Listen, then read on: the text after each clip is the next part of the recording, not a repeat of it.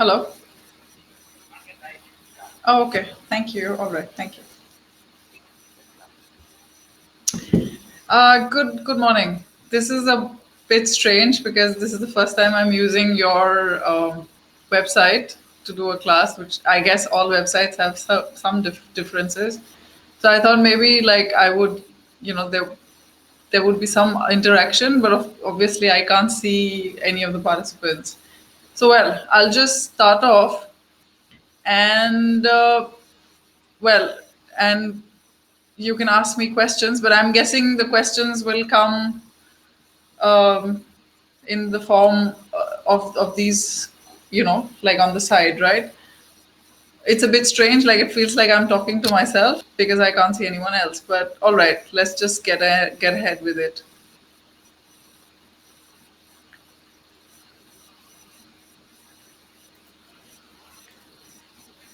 The topic that I have been asked to speak on is the dream job. Success lies outside of the comfort zone.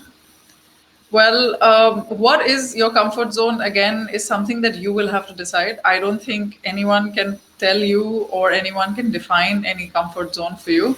It is how we look at ourselves and what we think is comfortable and what is not comfortable. The perception of this job that we particularly have is that it's a great job. People think that it's amazing. I mean, it is. It's not as if it isn't. They think it's an easy life. And I think that's where a misconception starts. People also want to join this job because they think it has a lot of power. Yes, it does, but it's not so one sided. Then people think that this job is all about fame. And for some people, I think that's a great motivator. People think that this job will give you tremendous importance in the society. Perhaps, perhaps not. I mean, we are all human beings. There is also a perception that with this job, there is this huge ability to change the world. And lastly, I think there is another perception that people think that they have arrived, you know, quote unquote, that people have arrived somewhere. In fact, if you have any other perception, please feel free to write it down for me so that you know I can answer you in any way. But what is the reality of this job? A, that you have much more responsibility that you can imagine. Think of yourself in your normal life, you, your mother, your father, or just like a general ordinary person. What is the essential responsibility that that person have? He has to take care of his family. He or she has to take care of his family. He has to step up for his loved ones and has also to function as a normal individual in the society. But in this job, the responsibility is a lot more. You are responsible not just for your own family and for your loved ones, but you're also responsible for people that you don't know, people who work for you in your organization, or it could just generally be common people who are around, in the the the district that you're working in, or maybe the state, and or maybe a zone or a sort of a particular avenue or agency that you have to look after. Then there is a lot of accountability. Like in normal life, I don't think we can even imagine how much accountability a person in this job has. You are accountable for each and every minute of your time. You have to be there for whatever it is that is required. You are also accountable for the actions that you do. You're accountable for the actions you do not do. You're accountable for the decisions you take, and you're accountable for the decisions you do not take. So there is no other way about it. In this job, there is a lot of accountability. The reality also is that the working hours are very long. It's not a 9 to 5 job at all. You will be out early in the morning and you're not even sure when you're coming back. It's essentially something like that. The other part of reality is that you put your own life on hold. If you have to attend someone's birthday party, maybe you can't go that time. You'll have to decide that, okay, I can't go for this one, maybe it's the other one. You want to read a book, but no, something else has happened in your district or your state, and you have to get on with that and do that. I mean, take for example, right now. I mean, all of the cops who wanted to probably go on a holiday. I mean, of course, nobody is going on a holiday, but in just in a simple way, if they just wanted to take leave and stay with their folks, even that won't be possible for them. When the Citizenship Amendment Bill protest took place, a lot of us still went out on holidays. But for a police officer on ground, or for a law and order magistrate on ground, he had to like put his entire plans on hold and answer to that. That brings me to answerability. Whatever we do, whatever we decide, whatever we don't do, whatever we don't decide, even that you're answerable to. You're answerable to various levels. You're answerable to the common people, you're answerable to your peers, your colleagues, you're answerable to the government at large, and more often than not, you're also answerable to the media and as well as to the judiciary. Sometimes your actions might come under scrutiny. The reality is that everyone who comes to you are just people who are looking for solutions to their problems. There are real life impediments to plans. This is another reality that I think we have to deal with. That no matter what plan you want to do, there is an actual impediment somewhere there along the way. So then what is it that we need to focus on? How can you actually do your job in this scenario for the government? So what would you like to focus on? Is something which is very important. For me, I think what I would like to focus on always is integrity, efficiency, and patience. I think that if I have these three qualities, then to a large extent, I don't have to bother about too many of the decisions that I have to make. Because if I'm sure that these three qualities have been imbibed and inculcated in me to a large extent, then I'm more or less sure that I'm in a safe space. People talk about leadership. When you join this service, when you will do so later on, people will talk about leadership. That to be a good leader, you have to do this, you have to do that.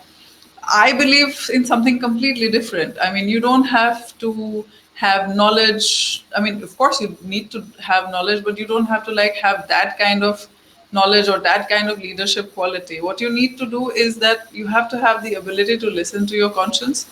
You have to have the ability to follow your own heart. And if you do both of them, then in that case, your leadership would be easy. And whatever decision you take will be a good and right decision. There won't be a huge mistake in what you're doing. What is required during preparation? Now, this is something which is very important, because I'm sure everybody who's studying to join the service, you want to know what kind of preparation is required. Now, depending on the type of exam, you either need to study so that you can recognize the answer. If it's a multiple choice question, then what you need to focus on is how to recognize the particular answer out of the 4 options which are given. And if it's a long answer, then you have to have the ability of recall. Or even if it's an open-ended question, then you have to have the ability to recall the answer. So your education and your studies should be geared towards this, to focus on recognition and recall depending upon the type of questions that you're going to get during the test. Physical attributes are not so important during preparation, but then of course they do become important later on when you clear the exam. Of course, this is not an exam in which there's a physical test except for the Indian Forest Service. But otherwise, you still have to undergo your medical, your basic parameters have to be correct. So it doesn't help. It doesn't hurt, if you are healthy and if you're strong and if you have been exercising or working out a little bit. And you can say, do a little more physical exercise than some other people. I mean, it doesn't hurt at all.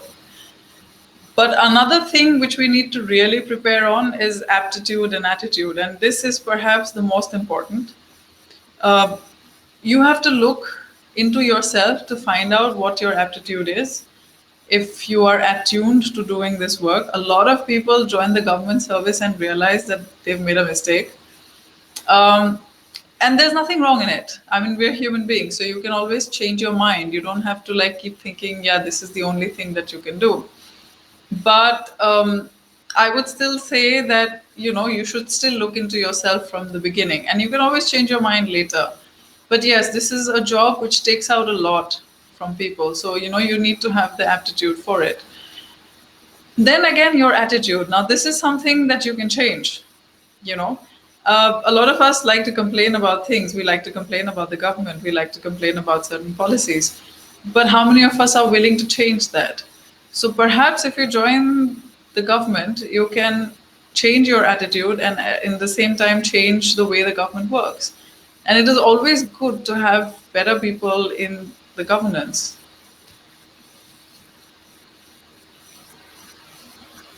So after you clear, looks, I mean, this was until like the time that you sit for the exam and join.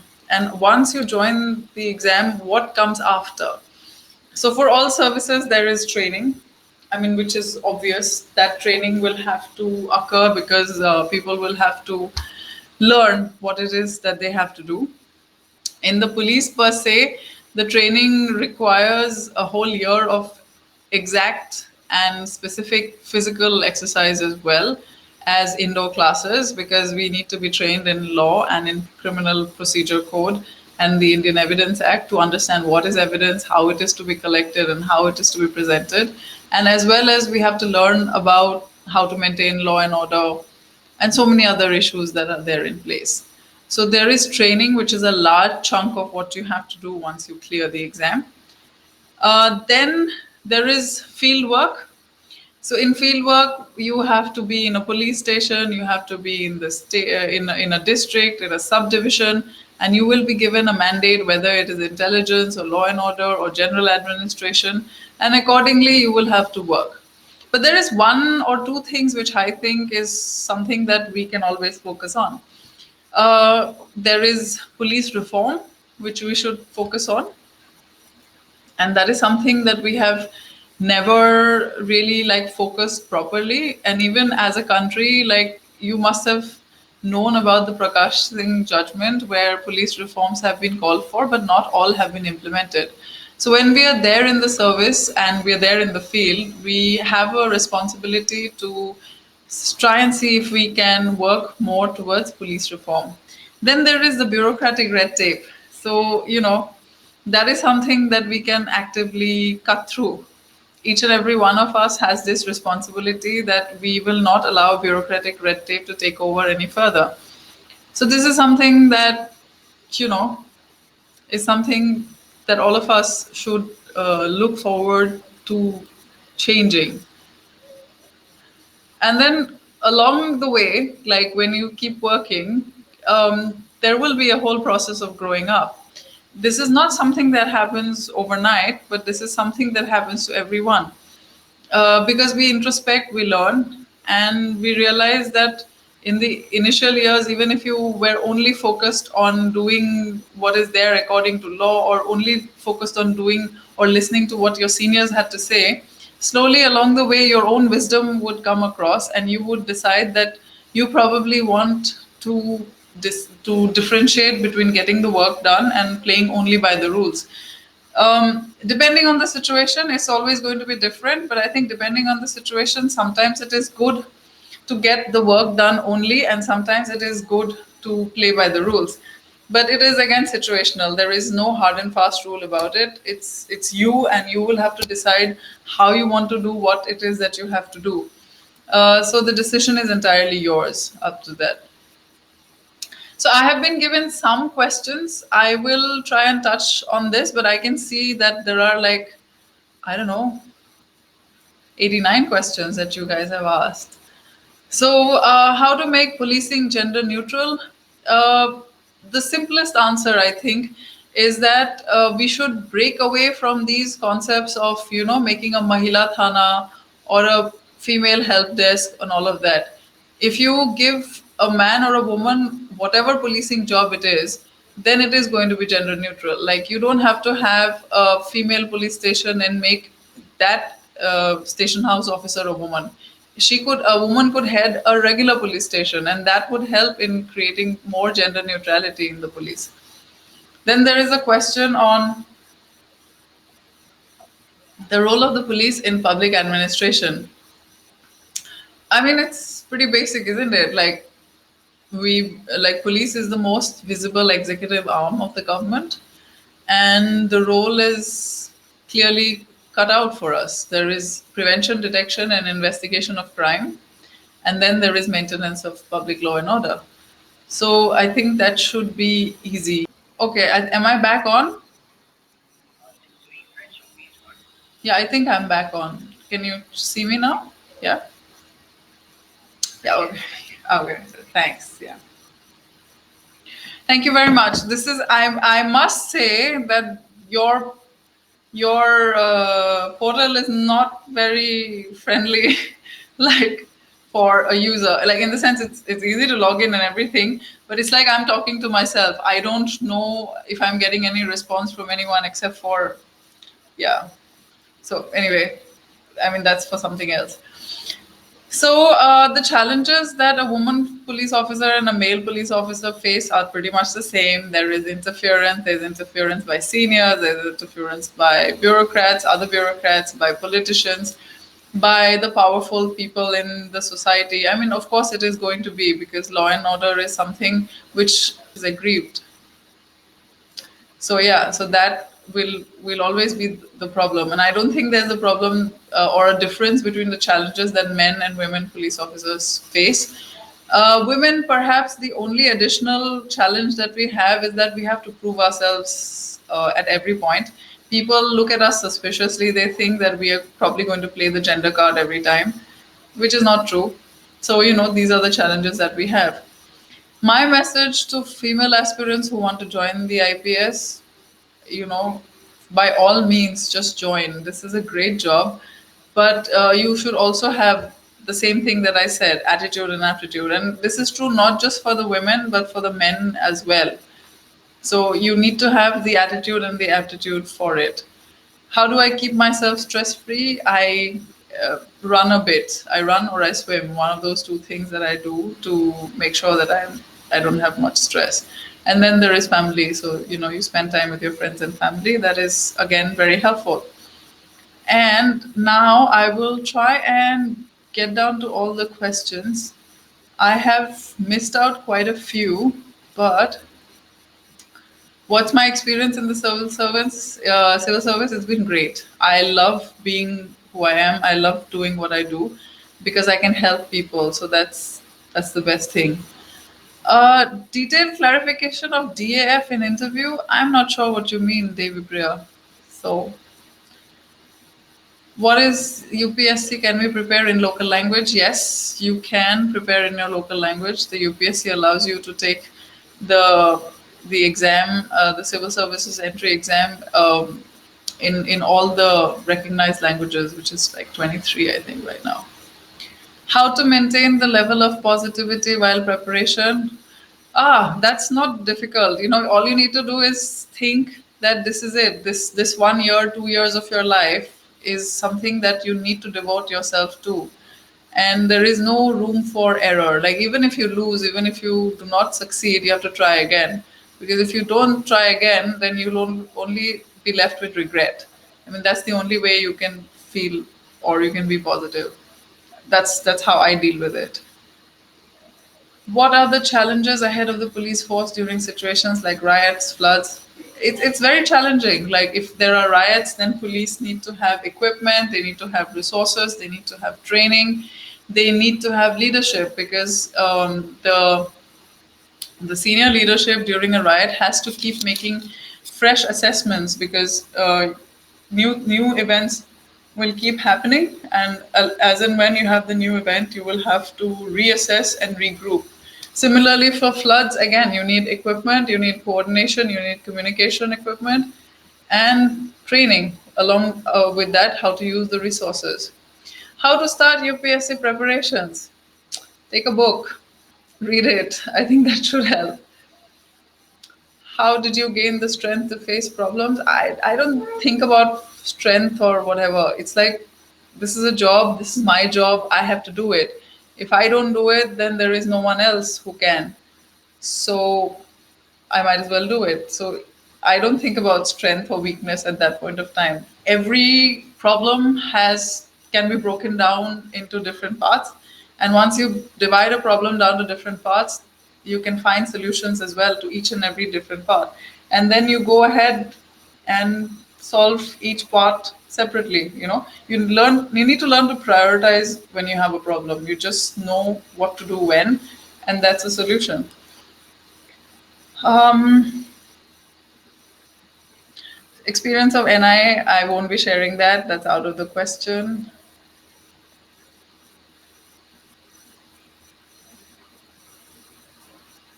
Life in the police has been quite good. I have worked in Assam for 10 years, and the last 3 years I've been on deputation to the National Investigation Agency, and that has been great as well.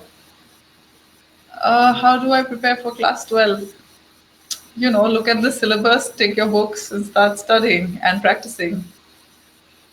How challenging is the service? It is quite challenging. No day is the same, and you are going to be physically and mentally both exhausted and drained. Um, but it is satisfying. I mean, there is no other job which was more satisfying. How was your preparation journey? It was like everybody else. Like when I first sat for the exam and I did not clear it, I was very depressed and everything else, and then you clear it and you're happier. Is 9, 10 months of current affairs enough to crack it? What would you like to crack? The egg? But yeah, sure. Yeah, 9 or 10 months of current affairs. Probably. It depends on you. Like, how much can you study? How much can you recall? How much can you retain? It'll depend on you. And how current is that? Like, if you're going to study 9, 10 months and your exam is after a year, that's going to be redundant information, perhaps. How often we have been out of comfort zone? I have been out of my comfort zone many times, and I think it's not bad. I mean, to begin with, I have never even been inside a police station, and once I joined the service, there I was in a police station. So that's my first comfort zone, I think, which I broke. Then when you start working, you're in strange situations. You might be in a rural setting, you might be walking in a jungle area, you might be stuck in an urban situation. They're all going to be new. Nobody wants to be there. And it's policing is absolutely being out of the comfort zone. If you go and do traffic duty for 8 hours, believe me, it is not comfortable for you to stand in the middle of the road. And I've done that as well. So that is again stepping out of my comfort zone. So we've been there quite often. Okay. Is IAS officer interface in work of IPS? I don't understand your question. Something about NIA, please. Sorry, it's except for the fact that it's the federal premier counterterrorism investigation agency in the country. Whatever we investigate is sub judice in the courts. And you can check our website. Judgments are there, and most of our charge sheets are there. You can take a look at that.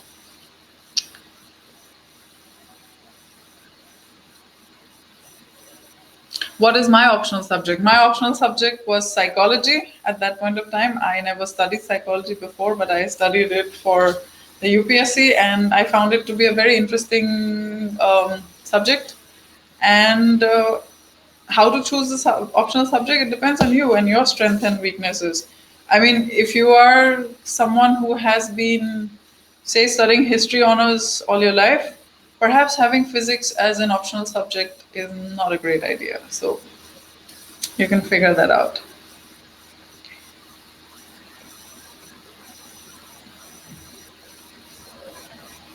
Somebody has said something in Assamese, Anurag Nath. Thank you. Tell me how to handle the situation when someone threatened in your UPSC journey. Nobody threatened me, but like how to handle depends on the kind of threat, right? If it is a threat which your friends can deal with, tell your friends. If your family can deal with that, tell them. If you think you need to go to the police, go there. I mean, that's how it is. How could you overcome male ego over being female IPS? I don't have male ego.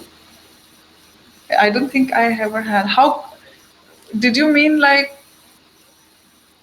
like the men around? I think it's not so difficult, or especially maybe because I was working in Assam. And as soon as we joined the service and men thought that I was just as good as them, I don't think they had any problem. And we don't have such a gender bias in the state as it is. So if I could prove myself as a police officer, that was good enough. I don't think any of the people that I worked with in Assam were bothered about whether I was a man or a woman. How do you manage political pressure? Does politics affect your ethical standards? It depends on you, right? Like for me, I believe in doing the right thing. I believe in upholding the rule of law. And I believe that I don't want to like shift or change from that. And therefore, I don't.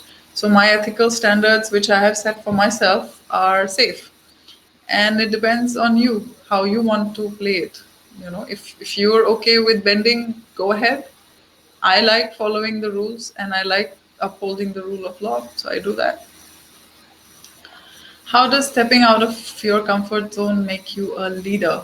Stepping out of a comfort zone does not make you a leader, but stepping out of the comfort zone helps you learn and do new things. And believe me, policing is something which is a new thing. None of us have done it ever in our lives, except maybe when you're a class monitor in a school. But even then, I mean, it's not like a great thing. But yeah, sure. But like, there's no comparison there. But like, yeah, stepping out of the comfort zone only makes you learn something new and helps you be more open to ideas, new ideas. If you have 40-50% in 12th standard, will you be eligible to write? Yes. The eligibility for CSE, the civil services examination, is just a bachelor's degree. It doesn't matter what your marks were. Like, you just have to have a valid bachelor's degree. And I'm hoping that if you have a valid bachelor's degree, you've finished your class 12. How to get out of your comfort zone tips. If you have never jumped out of an airplane, like maybe now is a good time to go skydiving.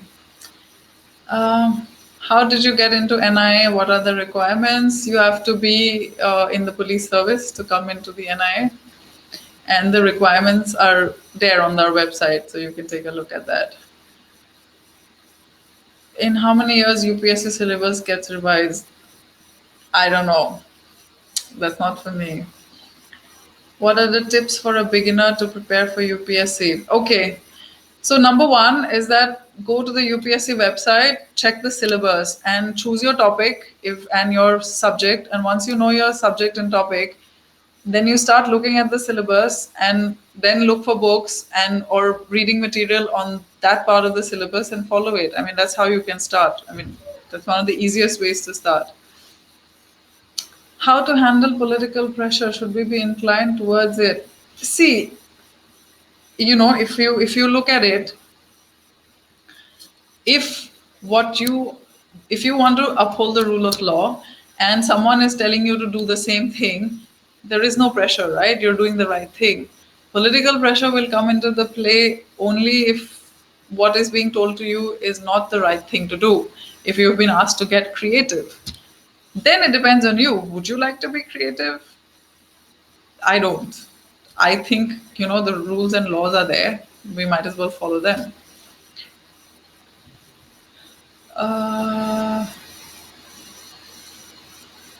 Hey, so there is somebody from class 10 who wants to be a civil servant. What steps can you take at this stage? Start reading on general knowledge. It would help. And make it a habit to start reading a newspaper. You'll get to be quite aware of the current affairs.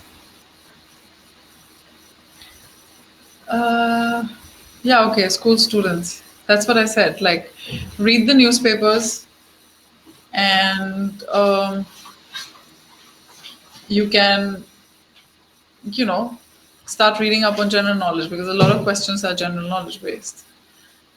I am a little overweight. No, overweight is not an issue. It's just that, like, once you join, you might have issues during the training, but the training is such that it'll make you lose weight even otherwise. I think what they are looking for is general parameters of health, including your eyes, ears, whatever. If you're colorblind, I believe then you can't uh, join the Indian Police Service, but otherwise everything else is generally okay. Um, we want to listen to you in Hindi. I'm sorry, I've already done most of my presentation in English, and yeah. Um,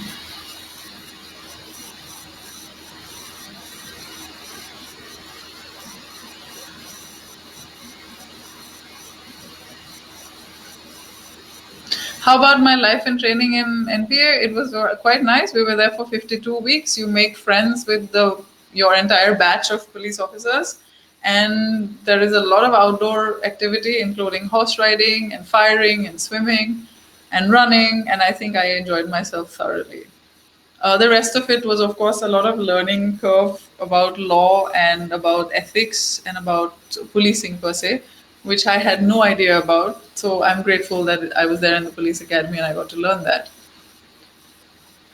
Uh, well, you should attempt the civil services immediately after graduation, but if you want to work, please go ahead. This is for Veda Praneet. And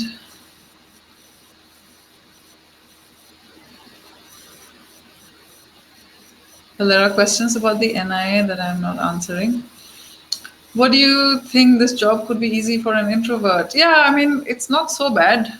I mean, maybe you learn to accept other people and you learn to be a little more extroverted about it. Being a working professional, how to prepare for the UPSC?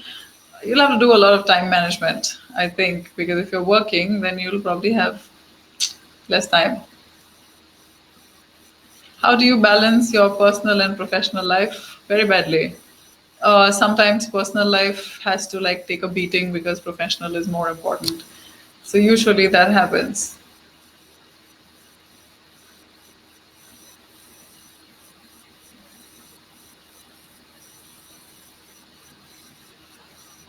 Okay, there is somebody asking techniques to crack the exam in the first attempt. I don't think I can do that. Comparison between NIA and district SP, sorry. How to overcome stress and depression? Look for something, that you like. Have good friends and look for something that you enjoy doing. Maybe sports, gardening, whatever, and spend some time doing that for an hour or so. Don't just like put all your eggs in one basket.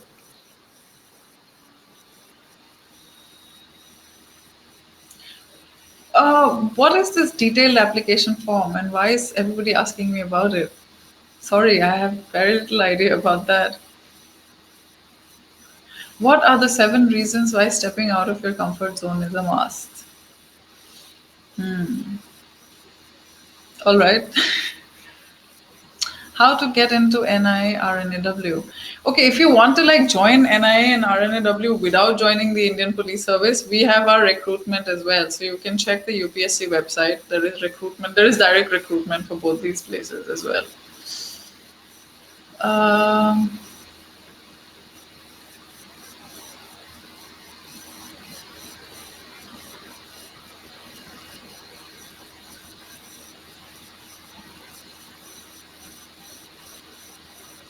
what will be the most genuine answer that the UPSC board would like to hear from a candidate as a reason to join the civil service? Salary? You have to run your household, so that's probably one of the most genuine reasons. And the other one is, of course, service. Like, wouldn't you like to work for the government and do something instead of just complaining about it? How do you keep yourself motivated? Like every day, you have to start every day and motivate yourself every day. I think that's the only way to do it. I don't know if writing in a regional language or English helps. I have no clue about that. Medical exam for the IPS is the same as the one for the IAS. The same time, once you clear your prelims and mains and interview, they'll call you for the medical.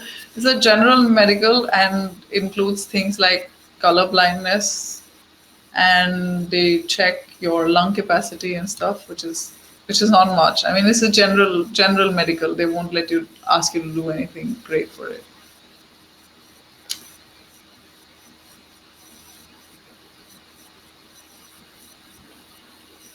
When did I start preparation and how long did it take for me to clear it? Okay, I did my coaching in 2004, end 2004. I gave the exam after that, cleared it by 2006. So that's how much time it takes. Are all public administration officers corrupt? Are they? I don't know. I haven't found that all are corrupt. There are some who are, but not everyone.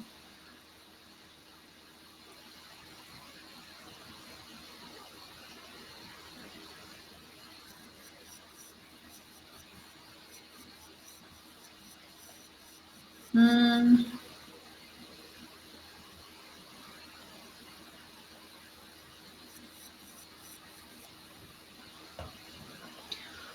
I think generally that's about it. I can see a lot of questions on like how what subject to take and other stuff like that. So let me just say this. I'm just scrolling through further questions. Um, yeah, just hang on. I think it's one of you guys calling me. Hello.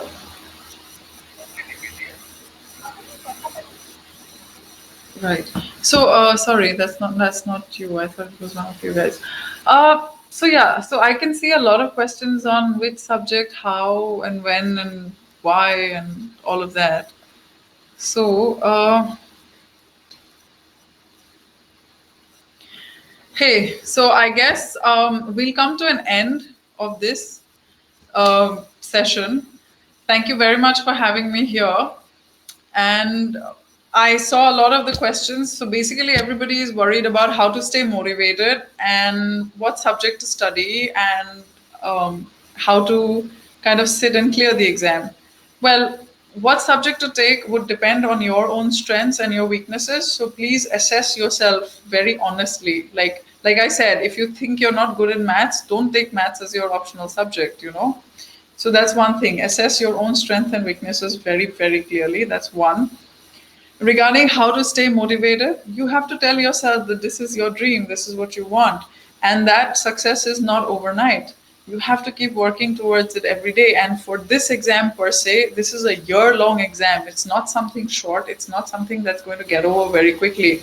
So, therefore, keep the focus and tell yourself you have to do one day at a time and you have to keep completing your goals for that daily requirement.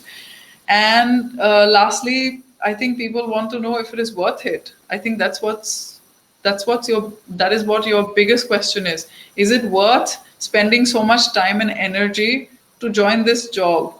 I would say yes, it is. Like you can do and put in an n number of hours and so much energy into this just to clear the exam, and it is still worth it. You will do really well in your life if you clear this, and you have a chance to help so many other people if you join this service.